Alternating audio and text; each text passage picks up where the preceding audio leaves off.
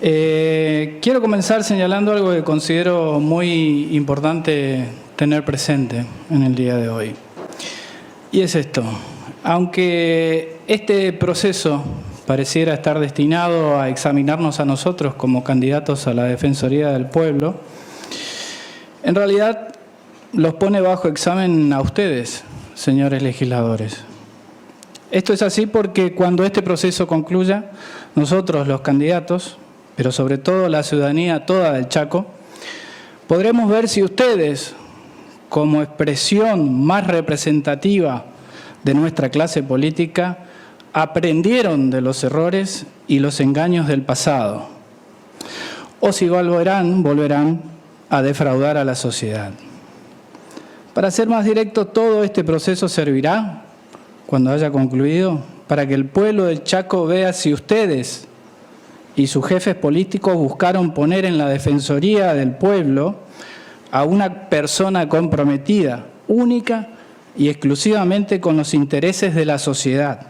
O si, una vez más, optaron por convertir a una institución potencialmente valiosa en otro apéndice de sus partidos y sus caudillos. La historia, la lejana y la reciente, no nos deja mucho espacio para la esperanza. Los sectores y el modo de ejercer el poder que ustedes representan han degradado a todas las instituciones de la democracia, incluso a las más sagradas. Los organismos de contralor, las fuerzas de seguridad, institutos novedosos como este que se introdujo en la reforma constitucional de 1994 y hasta la mismísima justicia son dependencias del poder político de turno. Esto no es nuevo, pero sí se ha vuelto cada vez peor. La corrupción de los años 80 es una sucesión de travesuras infantiles al lado de la corrupción bipartidista de los últimos años. Y no importa si lo miramos considerando los niveles nacionales, provinciales o municipales, la conclusión siempre es la misma. Si la corrupción se volvió más insaciable y feroz, no hay mucho que pensar. La causa es que los que llegan al poder cada vez quieren más. Cada vez quieren robar más. Y para eso necesitan que todos los mecanismos previstos por la Constitución para proteger al patrimonio público sean lo que son hoy.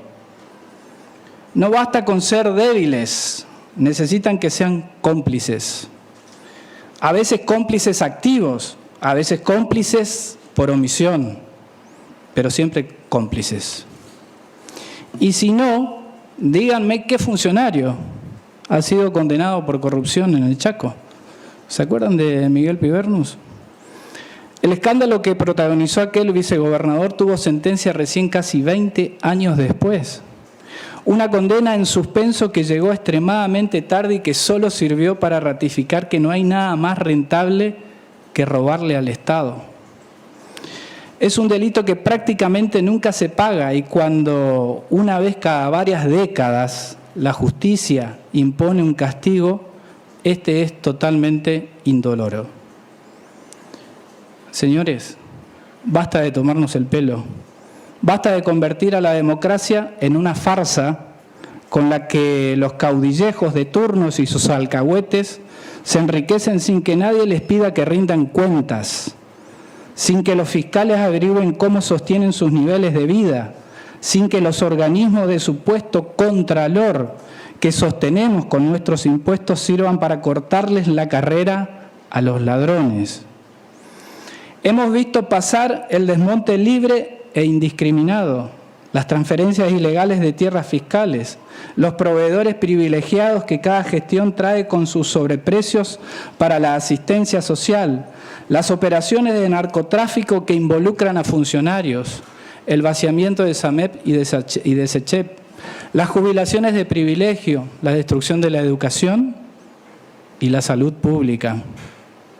La pauperización de la obra social estatal, el saqueo descarado al sistema de seguros de vida de los agentes públicos, la transformación del sistema de licitaciones en la mejor herramienta para encubrir la cartelización de la obra pública, la consolidación de la idea de que en esta provincia y en este país lo único que acarrea problemas es querer hacer las cosas correctamente y como lo manda la ley.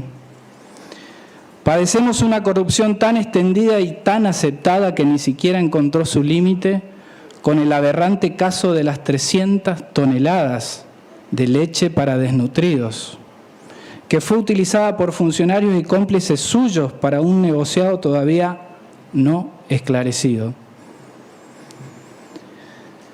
Y que seguramente será otro más de las anécdotas judiciales del Chaco. A lo sumo pagarán los perejiles, pero los que se quedaron con la parte del león no tienen miedo. Saben perfectamente que van a zafar. Saben que acá siempre se zafa. Mientras tanto, afuera, decenas de miles de chaqueños están sin trabajo y no consiguen otro empleo, o ruegan que las pymes en que se desempeñan subsistan. A la par de ellos, emprendedores de todos los rubros tratan de no morir entre la pandemia y la falta de apoyo del Estado, porque aquí el Estado no apoya, solo tira las obras, las migajas. Ustedes, nuestra clase política, convirtieron al Estado en un gigante inútil. En los últimos 13 años duplicaron la cantidad de empleados públicos que ya antes del Festival de Nombramientos era una planilla excesiva. Es imposible que una provincia como el Chaco pueda salir del atraso con una mochila semejante. A nivel nacional, tenemos que tener en cuenta que hay 20 millones de personas que dependen del ingreso del Estado. Yo pregunto, ¿qué locura es esta? ¿Cómo puede funcionar racionalmente una sociedad diseñada de esta manera en la que en lugar de que el Estado ayude a generar empleo privado, es decir, empleo genuino, es el sector privado el que tiene que sostener con una estructura impositiva demencial la imparable maquinita de pases a planta y planes sociales del Estado? Acá a los legisladores las ideas que se le ocurrieron fueron impositivas únicamente. Afuera, señores, hay millones de argentinos que la pasan mal, ganan a valores constantes, mucho menos que antes, o directamente pasaron a ganar nada. Son trabajadores golpeados por la crisis generada por la incompetencia dirigencial que la pandemia agravó. Son empresarios pymes a los que el presidente les dice que no tienen que sentir angustia cuando ven que se hunden sus proyectos de vida, en algunos casos proyectos que iniciaron sus abuelos y dan empleo digno a muchísimos trabajadores. En cambio, ustedes, sus jefes políticos, sus asesores y colaboradores, ¿qué perdieron en este tiempo? Por eso vuelvo al comienzo. Este proceso no nos examina a nosotros, los candidatos a la Defensoría. Los examina a ustedes, señores. En poco tiempo más vamos a ver de qué son capaces. Mi presentación es un homenaje a Tatiana Colosiev, Amanda Encaje y Gastón de los Santos y los miles de víctimas que por la incompetencia hoy no están con nosotros. No tienen nombre, no tienen apellido y no tienen posibilidad de declararse inocente o culpable. Gracias.